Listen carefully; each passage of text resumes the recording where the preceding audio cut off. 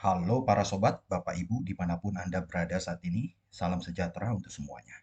Dengan saya Jimmy di sini. Ini adalah konten pertama saya di YouTube, kiranya berkenan dan bermanfaat bagi semuanya.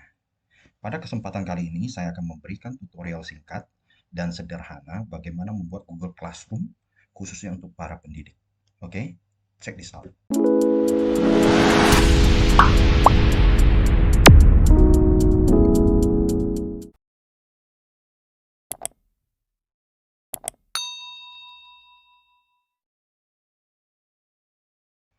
Baik Bapak Ibu, hal pertama yang harus kita lakukan adalah kita buka dulu browser kita, Google Chrome.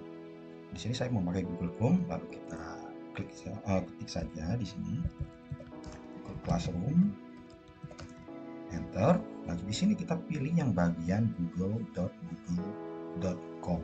Sedikit kita klik. Nah, kita akan ditampilkan di laman website seperti ini.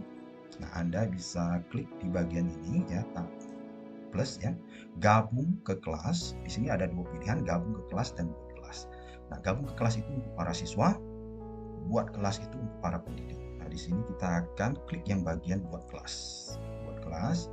Nah, di sini Anda bisa membacanya terlebih dahulu, lalu dicentang dan klik lanjutkan. Lalu nama kelasnya. Nah, bagaimana dengan kelasnya? Misalnya saya berikan contoh, misalnya kelas 6. Kelas 6A, B, C ya kita perjelas saja di sini misalnya kelas 6A.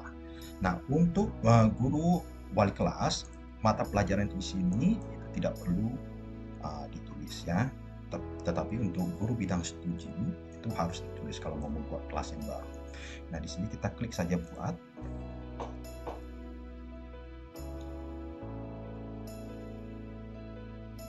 Oke, kita tunggu agak lama. Nah, di sini. Ini Google Classroom-nya sudah jadi Bapak Ibu. Gampang sekali ya. Nah, di sini bagaimana cara kita mengundang para siswa? Di sini ada kode kelas ya. Di sini kita bisa lihat, nah, di sini ada kode kelas. Nah, kita bisa copy kode kelasnya. Kita klik bagian ini. Lalu salin undangan. Nah, ini sudah tercopy. Nah, kode kelas ini bisa Anda kirimkan ya melalui via WA atau apapun itu ya, media-media yang lain. Nah, nanti para siswa akan bergabung ke kelas kita berdasarkan kode kelas ini. Ya, kita copas saja. Nah, lalu cara kedua bagaimana? Di sini kita klik bagian anggota. Kita akan ditampilkan di laman seperti ini. Nah, di sini ya siswa. Lalu kita klik di bagian undang siswa. Nah, kita bisa masukkan alamat email mereka. Ya, alamat email siswa. Masukkan semuanya lalu kita klik undang. Nah, saya akan berikan contoh misalnya saya masukkan ini ya. Nah, saya undang. Oke. Nah, ini sudah diundang. Nah, nanti siswa itu harus meresponnya. Ya, harus meresponnya. Setelah direspon oleh siswa tersebut, maka secara otomatis akan tergabung di kelas ini. Nah, begitu juga dengan mengundang para guru. Nah, di sini kita bisa klik di sini ya, masukkan saja alamat email guru-guru yang ingin diundang. Lalu klik undang dan nanti akan tampil di sini. Ya, jadi ini guru, ini siswa. Oke, nah kita kembali ke forum. Nah, di forum sini, di sini adalah tempat kita berinteraksi dengan para siswa. Misalnya, saya ketik di sini selamat anak-anak. Oke, jangan lupa untuk mengerjakan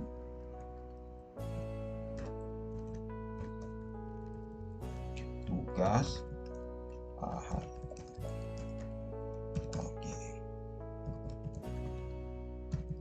Di sini kita bisa tambahkan emoji, misalnya emoji kita klik kanan saja, emoji. Nah, ini banyak sekali pilihan-pilihan emoji ya untuk membuat lebih menarik saja sebenarnya. Nah, di sini kita bisa letakkan juga ya. Oke, kita posting saja. Atau kita mau tambahkan, misalnya mengenai tugas apa ya, mengenai tugas apa. Misalnya kita tambahkan saja apakah file kita itu kita simpan di Google Drive atau berupa link atau berupa file. Nah, ini kalau ini dari komputer kita sendiri, dari drive komputer kita sendiri ya. Nah, lalu di sini ada YouTube ya, atau melalui link YouTube. Nah, di sini biasanya saya pribadi itu semuanya itu dari Google Drive. Saya sudah save di Google Drive. Nah, di sini saya klik Google Drive, maka kita akan dihubungkan ke Google Drive. Nah, di sini misalnya tentang tugas apa, misalnya tugas uh, nah, tugas ini misalnya tugas Mandarin 1. Berhubung saya adalah guru Mandarin, sini saya akan tulis ya, mungkin tugas Mandarin hari ini saya tambahkan Mandarin ya.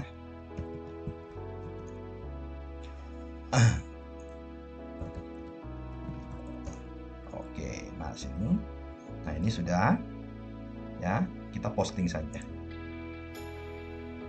Nah, setelah posting seperti ini, maka tugas ini akan tertampil atau ditampilkan dan semua siswa yang terdaftar di Google Classroom ini akan dapat melihatnya.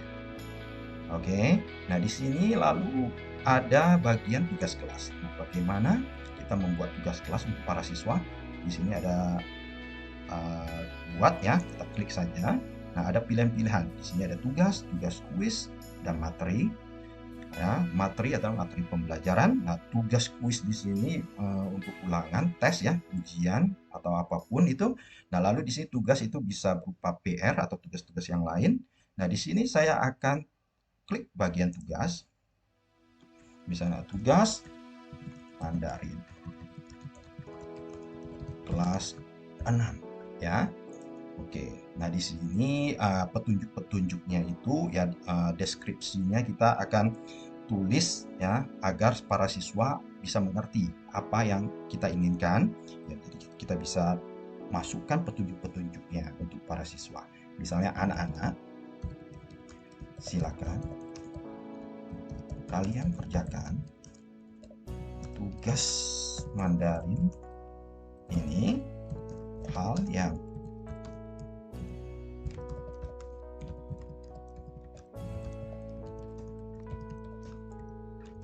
sebagai berikut. Nah, kita berikan penjelasan ke para siswa.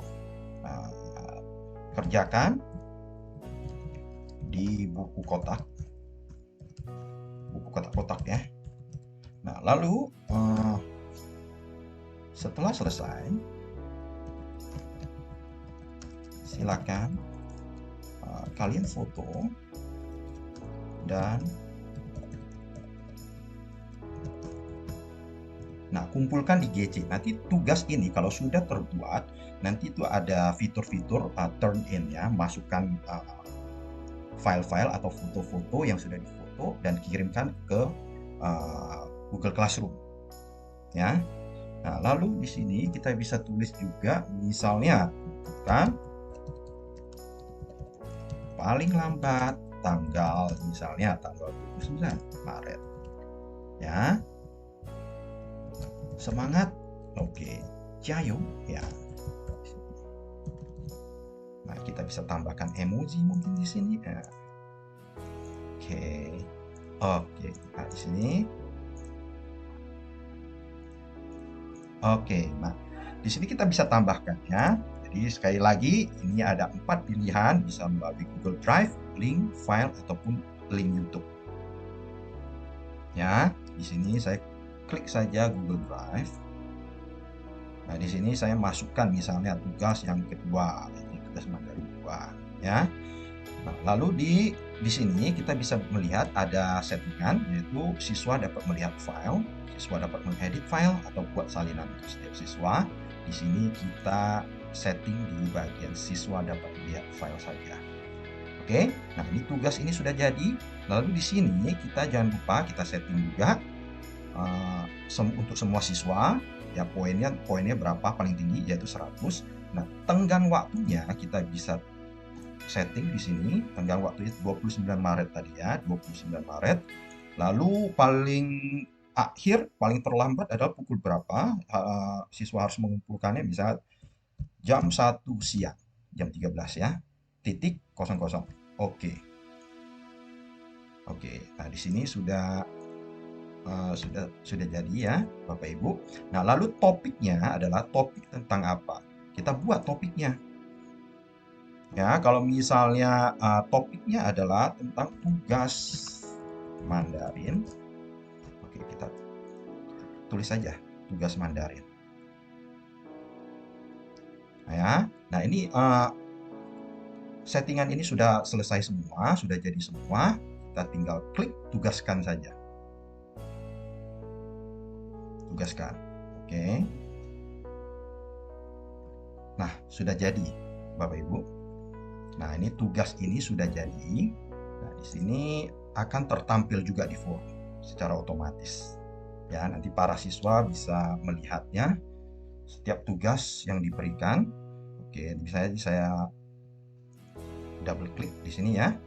Nah, di sini sudah tertampil. Nanti akan tertulis di sini nama-nama siswa siapa saja. Nah, yang sudah menyerahkan tugas ini berapa orang nanti akan tertampil di sini. Ya, tertampil di sini. Oke, nah di sini ada petunjuk dari tugasnya ya. Ini petunjuk yang tadi di setting ya, Bapak Ibu. Di sini kita bisa lihat. Oke, seperti ini. Sangat mudah sekali bukan? Nah, di sini untuk bagian kelas-kelas seperti ini, misalnya ini kelas 6A, misalnya itu kan hanya untuk wali kelas. Kalau kita membuat ini menjadi lebih rapi, sebenarnya bisa juga. Misalnya kita buat kelas lagi, ya kita buat kelas lagi. Misalnya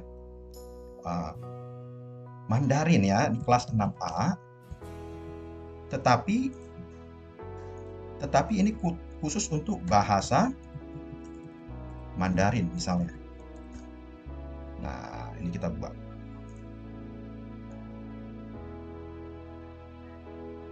Kita buat.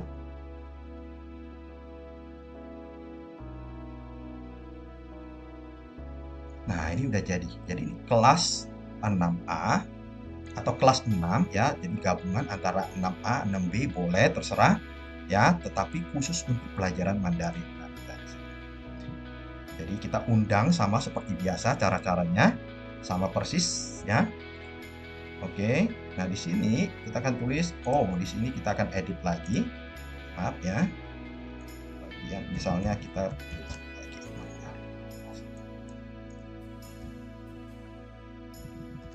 bahasa Mandarin misalnya. Nah, di sini. Ya. Jadi pelajaran bahasa Mandarin ini bagian bahasa Mandarin. Ya, jadi ini jadi rapi, Bapak Ibu. Jadi masing-masing pelajaran itu ada bagian-bagiannya, sudah ada slot-slotnya, ruang-ruangnya. Jadi ini bahasa Mandarin, mungkin nanti di sini ada PLBJ, mungkin di sini ada matematika, jadi rapi. Ya, rapi. Bisa pakai cara seperti ini atau bisa kita buat satu kelas saja, tetapi nanti penambahannya itu ada di topik ya, di topik. Jadi kita bagi per topik. Sama saja sebenarnya, tapi untuk tampilan, untuk rapinya sih sebenarnya ini lebih bagus ya. Jadi kita buat slot-slot bagian-bagian atau ruangan-ruangan masing-masing pelajaran. Ya, cara mengundang siswanya sama, semuanya sama. Oke, Bapak Ibu, hanya seperti ini saja, mudah dan simple sekali ya. Jadi untuk konten berikutnya nanti saya akan memberikan tutorial bagaimana membuat Google Form, yaitu tugas-tugas kuis untuk para siswa di Google Form dengan cara yang praktis ya, cara yang bagus. Mungkin nanti di sini Bapak Ibu bisa praktekkan. Ya, lalu saya nanti akan membuat tutorial bagaimana membuat header-header yang bagus dengan menggunakan aplikasi Canva. Oke, Bapak Ibu. Nah, sekian konten dari saya, kiranya bermanfaat. Di-like saja kalau suka, di-dislike saja kalau tidak suka. Silakan komen kalau ada hal yang kurang dipahami. Silakan bertanya. Oke, kalau memang konten ini bermanfaat, silakan Bapak Ibu share ke yang lain. Oke, Bapak Ibu, adios, 再见.